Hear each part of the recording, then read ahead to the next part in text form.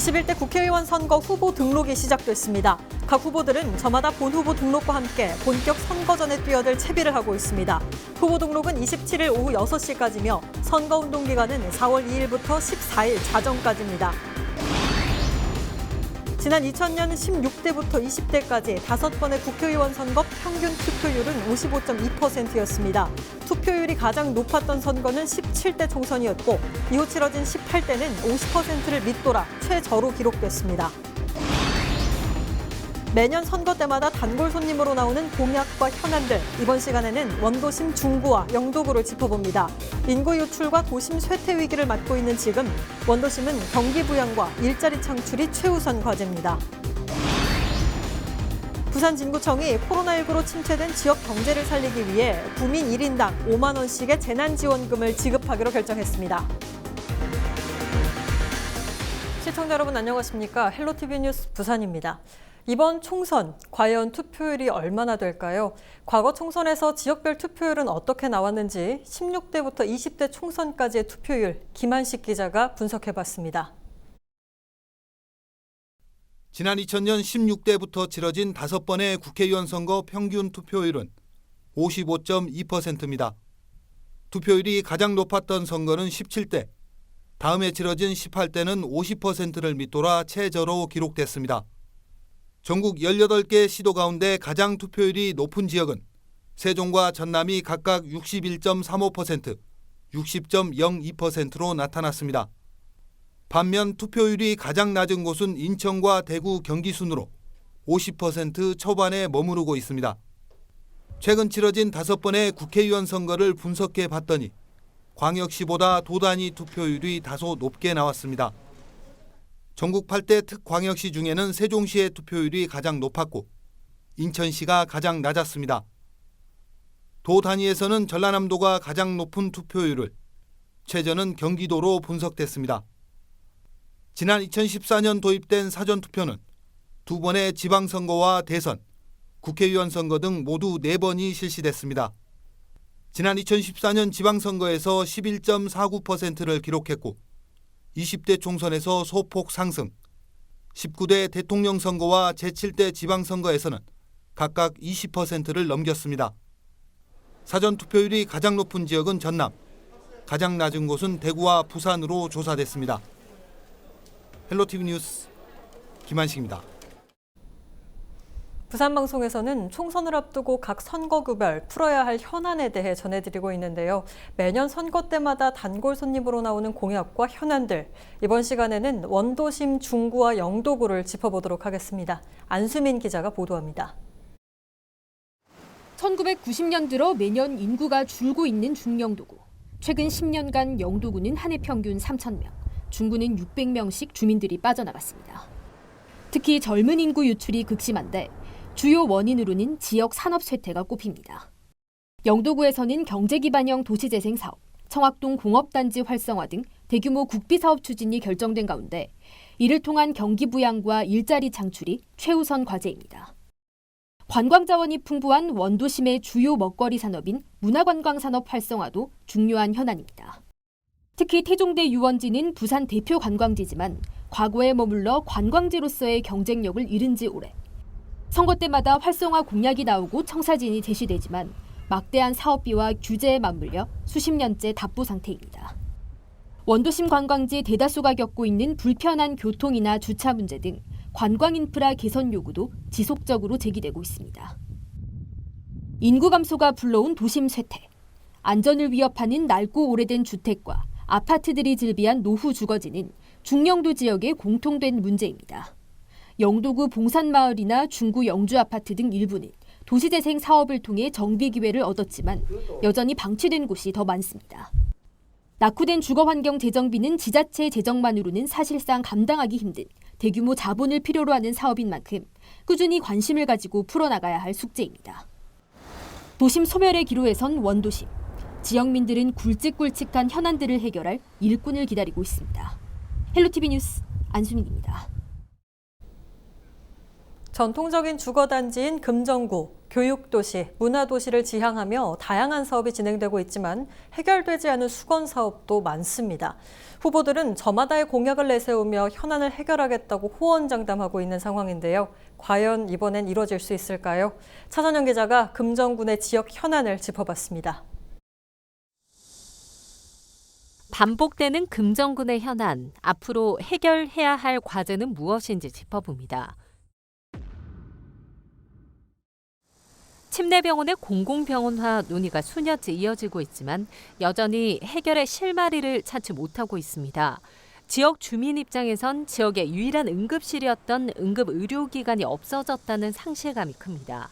아이들을 키우고 가족들을 같이 챙겨야 되는 그런 주민들의 입장에서 응급실과 그 주민들의 건강을 지킬 수 있는 최소한의 보장해 주셨으면 하는 절박한 심정으로. 최근 코로나19 사태를 겪으면서 감염병 전문병원 건립 필요성이 제기됐고 침례병원의 공공병원화 논의가 더 주목받고 있는 실정입니다. 이제는 침례병원을 활용해 국가 차원의 감염병 응급 의료 체계를 구축할 수 있는 기회로 만들어야 한다는 목소리가 나오고 있습니다.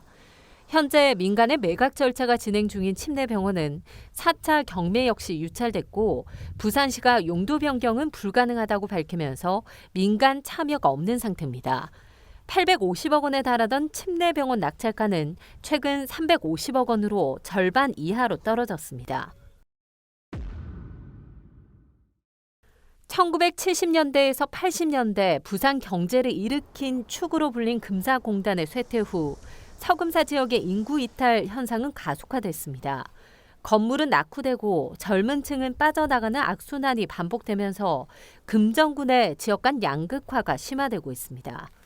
기업도 많이 들어서고 참 젊은 층들도 많고 참 옛날처럼 부산이 참 살기 좋고 그런 도시가 됐으면 좋겠는데 경제도 그렇고 참 모든 것이 어렵다고 하니. 올해부터 금사동 일대에 본격적으로 도시재생 사업이 진행되고 서동 지역은 일부 재개발 사업이 추진 중입니다. 또 서금사 지역 인근인 석대산당과 현재 조성이 계획되어 있는 센텀 이지구 도시 첨단 산업단지와도 인접해 있는 만큼 해운대와 금정을 잇는 동부산 경제벨트를 구축하려는 움직임이 있습니다. 하지만 오랜 시간 논의만 이어지고 있는 터라 언제쯤 실현될진 지켜봐야 할 것으로 보입니다. 노포동 종합버스 터미널은 지역 대중교통과 광역교통수단이 교차하는 지점으로 부산의 내륙 관문입니다.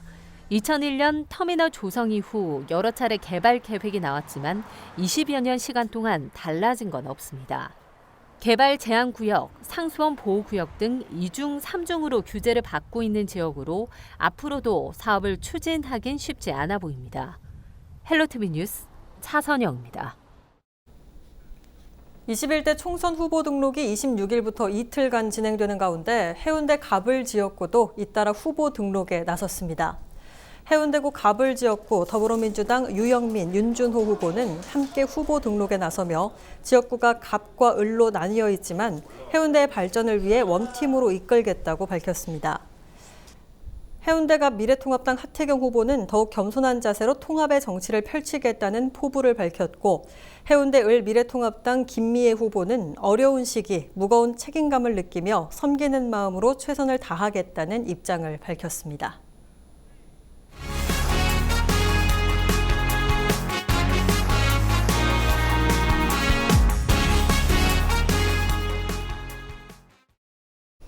코로나 블루라는 말 들어보셨습니까? 코로나19와 우울함을 뜻하는 블루의 합성어로 사회활동 위축 등으로 인한 우울함을 뜻하는 용어인데요. 특히 코로나19가 장기화하면서 최전선에 있는 의료진과 환자의 심리적 우울감도 커지고 있다고 합니다. 이들에 대한 격려와 실질적인 지원 대책이 필요한 시점인 것 같은데요. 심다혜 기자가 코로나19 전담 병원을 찾아 현장의 목소리를 들어봤습니다. 코로나19 환자들이 치료받고 있는 한 병원입니다. 확진 환자들은 격리된 채 퇴원을 기다리고 있습니다. 격리병동에서 사용할 수 있는 건 스마트폰과 TV뿐. 심리적 우울감이 커집니다. 시간이 갈수록 처음에 밝았던 분들도 점점 이제 우울해지는 경향도 보이고 약간 이렇게 격리가 되어 있어서 이렇게 단절이 되어 있잖아요. 다른 사람들이랑도 단절이 되어 있고 오로지 나 혼자만의 싸움인 건데 그 과정에서 많이 힘드신 게 있는지. 전문가들은 환자와 의료진을 대상으로 한 심리적 지원이 필요하다고 지적합니다. 감염성 질환이기 때문에 환자와 대면 방식의 정신과 진료는 힘든 상황. 병원은 비대면 비접촉 방식의 정신과 진료를 진행하고 있지만 한계가 많다고 토로합니다. 화상 상담을 이용하고 있어요.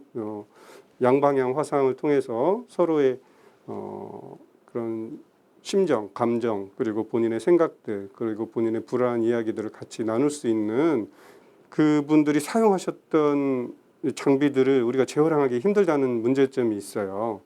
그렇기 때문에 그런 장비들이 어떤 고정적으로 부착이 돼서 재활용될 수 있는 그런 지원이나 그런 기술적인 환경이 구축이 된다고 하면 코로나19 사태 안정 이후도 걱정입니다. 의료진의 육체적, 정신적 피로도가 누적되고 있는데 코로나19 종식 이후 긴장이 풀어지면서 의료진이 정신적 고통을 호소할 가능성도 배제할 수 없습니다.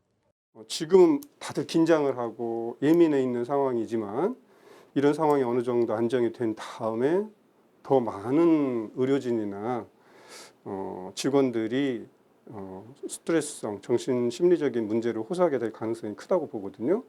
대표적인 예가 메르스 사건이 있었죠. 메르스 사건 이후에 많은 의료진들의 정신 심리적인 상태가 질환들이 많이 보고가 되고 코로나19 장기화로 몸과 마음이 지친 환자와 의료진들, 이들의 마음을 달래고 사태 안정 이후 또 다른 문제가 나오지 않기 위한 실질적인 지원책이 필요한 시점입니다.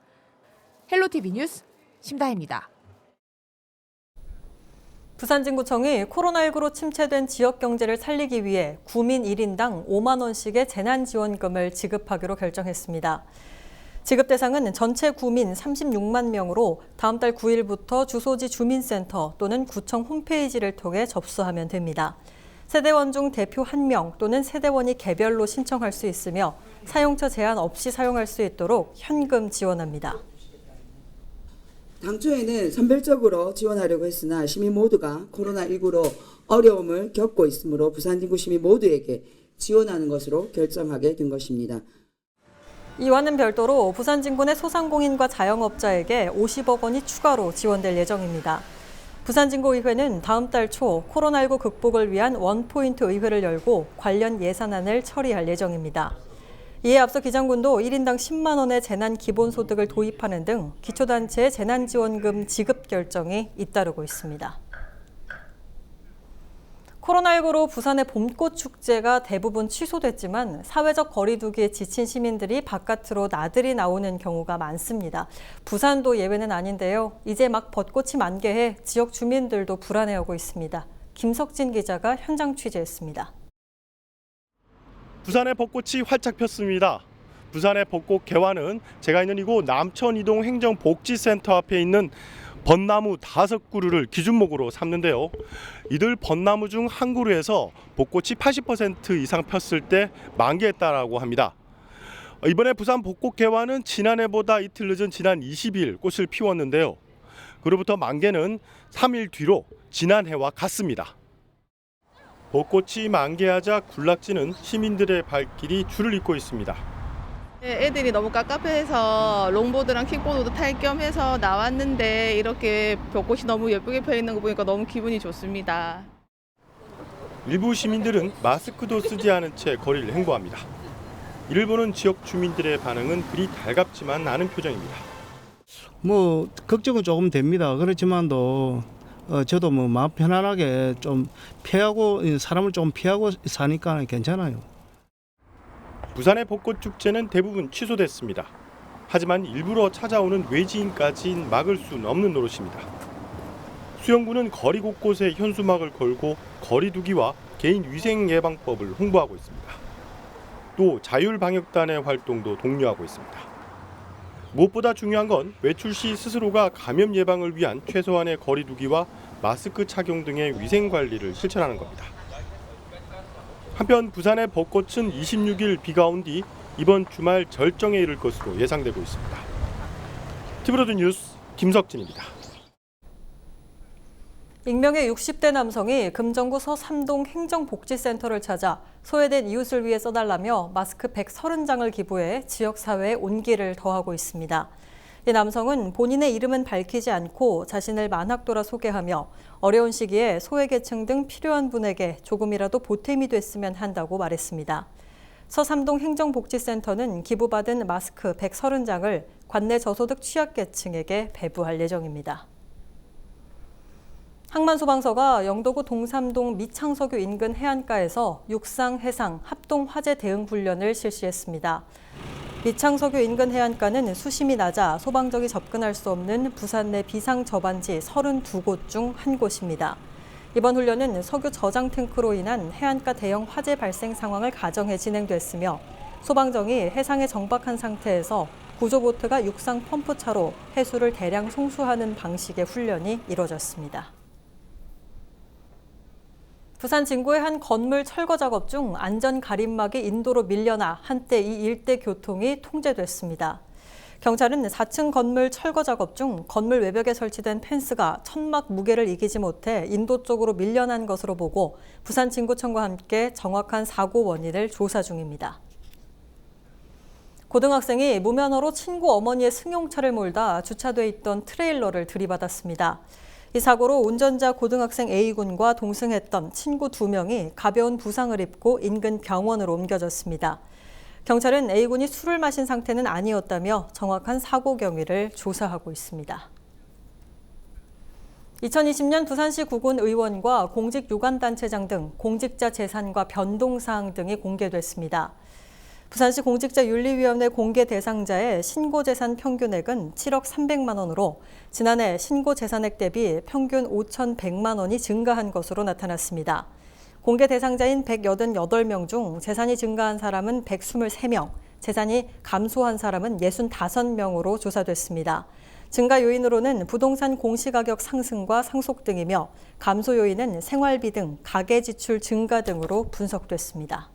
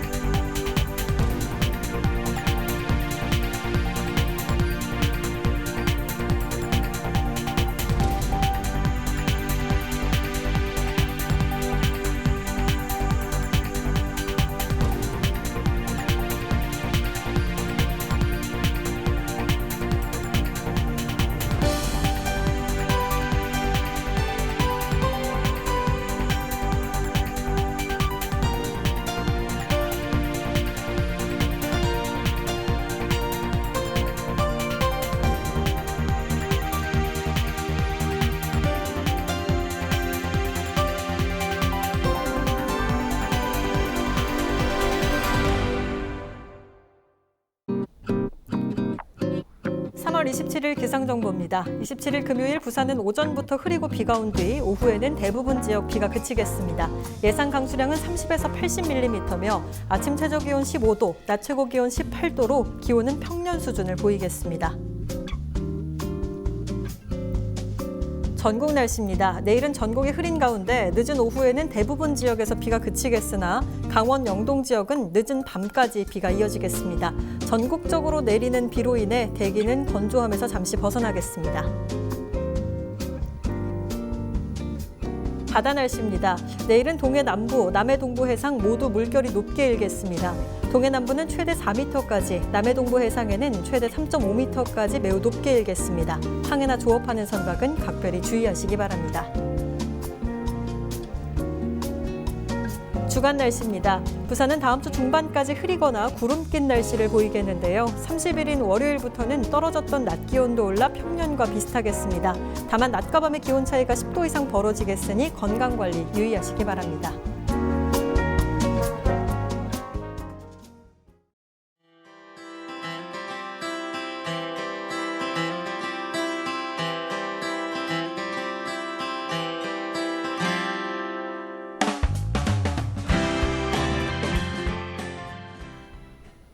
이상으로 뉴스 마칩니다. 시청해주신 여러분 고맙습니다.